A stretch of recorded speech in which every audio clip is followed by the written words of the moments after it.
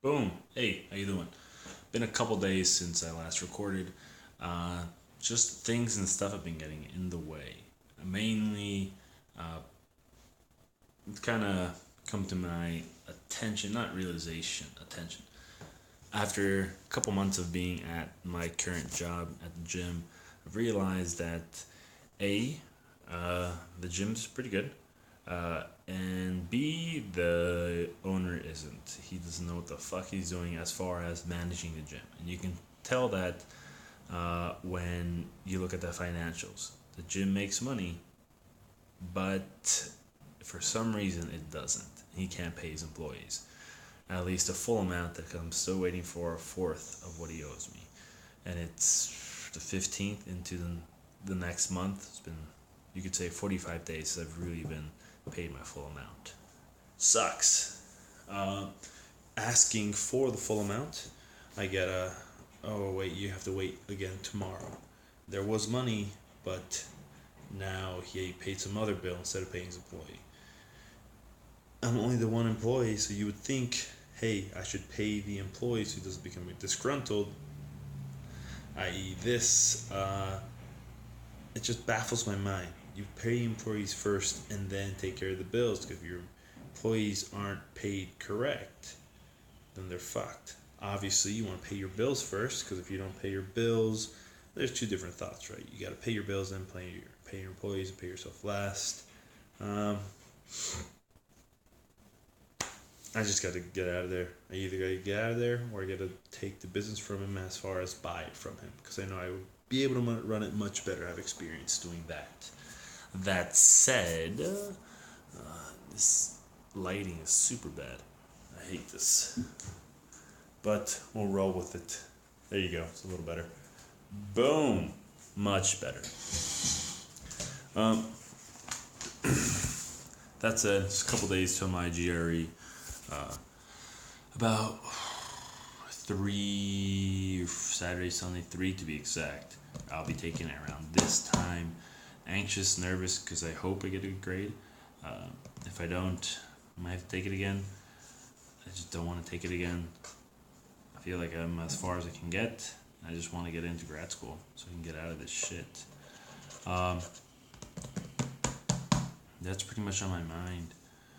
Worrying about studying for my GREs, worrying about walking my dog right now, worrying. You say that word too many times, just worry. Uh, about if I'm going to get paid, switching jobs. So, a lot of stuff on my mind right now. Main thing I want to get off is that I've returned these two books, really insightful. The first one, The New Better Off by Courtney Martin, discusses how old 20th century norms as far as work, uh, as far as gender roles, and those are pretty much the two biggest things, work and its place in society, and gender roles, and how men and women are now evolving past what was the old norm, right? 40-hour work weeks were good for factory jobs, right? Assembly line jobs, back when you had to be there. Now you don't have to be at your job. There's nothing for 40 hours to keep moving. There's a lot of downtime, and a lot of companies are wasting money when employees doesn't do anything. You're paying your people to not do shit. Doesn't make sense. So these 40-hour work weeks shouldn't be in play. Now you could say that people want to get paid, and that's a different compensation model. Uh, as far as how it goes into the future, things need to change. Less hours, maybe less pay, but better work-life balance. Obviously, people are going to work more because they have their own business or whatever, right? I wish I had a stand so I could just do this, but my arm gets tired. From there, she talks about gender roles, how more women are coming to the workplace, which is inevitable. I mean, it should happen. Uh, how paternity leave, for example, is becoming a bigger thing. Maternity leave is still not as gracious as it is in, let's say, Finland or Sweden, right, where they get a year off at 70% of their salary, it's still really fucking good. And the U.S. has like a couple months off. Doesn't make sense. I guess a couple months is all baby needs. Like, you good, baby? Fuck yeah. But how more men, I believe myself, in the future will kind of shift from this, breadwinner to more of a supplementary role. Maybe not more men, but I think more than are doing it right now. And there's going to be this clash, and there it is right now, of being more manly, being a man. There's this, in my opinion, conception that being a man, you should be. Ooh, I could rest right there. Don't fail me now, bulldogs. Tits. Come on, man. Alright, anyways, there's this misconception that, I don't know if it's a misconception, but for a long time it's been a perceived thought that men should act in a certain way, that men should be tough and rough because that's how men are. And you could say this is fact based off previous experiences. And I guess if a couple things, if everyone says something's true, then it becomes true, then it becomes fact, right? But you could say all the wars, all the people who fought, all the people in power have been men, just because they've been the stronger gender. I mean, a man is generally stronger than a woman. It's scientifically proven. There's more testosterone in a man that allows him to get more muscle mass than a woman is. A woman has to bear children, which during those 9 months, she's extremely vulnerable.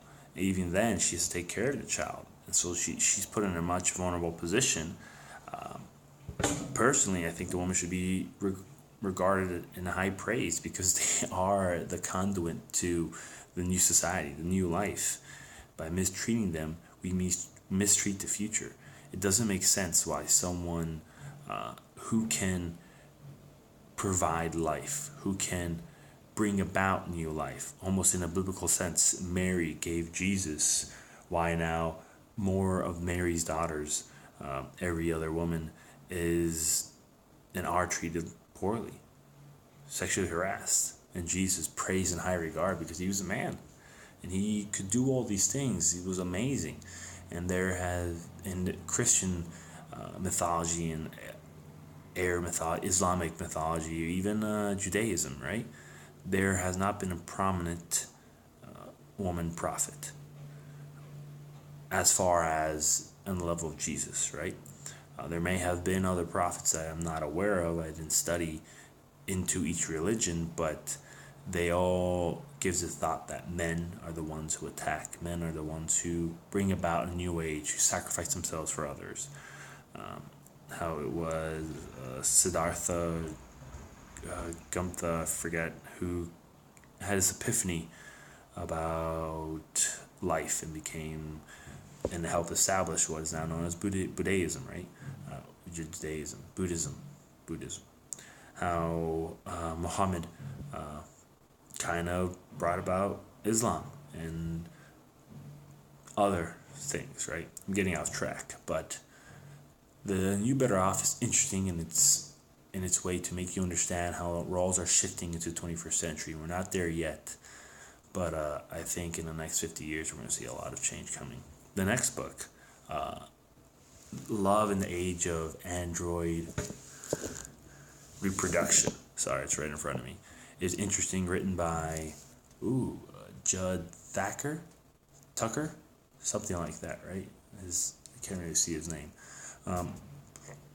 Discusses, or it's a sci-fi novel talking about a man falling over an android and this kind of dystopian future where androids and men live side by side, yet not on equal playing field. Androids are considered second, 3/5 of a person, if you think of it. They don't really have a voice. They're just there to work, and they can be free roamers. Start treated like shit. There are a lot of undertones in this book. Main one being an android a love between a man and a woman. can a man love a inanimate object? Yes, these androids are sentient. They can feel hurt. They are pretty much people, but they're just androids. But can you fall in love with something that you created, that you powered? Literally, is powered by an outlet. They plug their navel outlet into into the wall, and that's how they charge up. You could say we sleep in a bed, and that's how we charge up. So it talks about how love between man, woman, and machine, is that real, and is that not just similar to love between a man and a dog, an animal, right? An animal, does it have a soul? Yes, it may love you, it may be able to do things by itself, but if you kill it, is it the same as killing a human? If you kill an android, is it the same as killing a human? So they discuss this in terms of how someone chopped up his lover and sold the parts, and he goes around trying to collect the parts to get his lover back so they can escape together. Kind of this romance type of feel. And along the way, he fucks everyone up. I mean, I'm talking, he kills humans, he kills androids, just to get back the love of his life. So it shows a twist and the turn of someone good, right? Someone like myself, like you watching this. You go from being this person who just does their daily job, in love with the person they love, and then on this quest to find them again, you do things that you would never have done. You become this individual you never thought you were capable of. All the time. All the while believing that you are still this person with good intentions, that everything you've done is for a reason, and that your action can be excused, and you find a rational, logical way to excuse it. It gets interesting to the mindset of almost a killer, of almost anyone who thought what they were doing was for the good, right? Next is the undertones of slavery, of the androids representing the blacks, African Americans, back in the day when they were just brought to work to be subservient to the whites, the Caucasians, and then eventually they gained freedom. They became free folk, free people, right? The androids are known as free roamers, that they can go out, they're free roamers, and they can work for anyone else, yet they still get paid less, and they're still stopped and questioned, and they're still treated bad, even though they're free. And it's parallels with, I mean, if they find a man and a woman together, or a man and an android together, which is forbidden, considered heresy, right? Just and bestiality almost. They will string them up. They will put a tire on both of their necks and burn their bodies, and they'll leave them strung up. These militiamen. It's the same thing they would do back in the day. They found a black and a white together, intermingled, string them both up and burn them to show them as a message. No intermixing, no interspecies mixing, or interracial mixing back in the day. So this book is written in the terms of a black and white love story with androids, and context changed a little bit, but the undertones are there. This book is about what I believe to be just slavery written for the modern day, and how one person's quest to save someone fucking destroys everyone else. And you can see towards the end of the book how society is coming to this brink where androids and humans are going to fight, and it's going to end up being like the Matrix. And we all know how that goes. So yeah, I want to do a bigger video discussing each in their own. This is 14 minutes long. I wasn't thinking it was going to be a long ass video, but it is. But I just want to get that out there because I got to return these 2 books. That's it. That's all I got. Take care.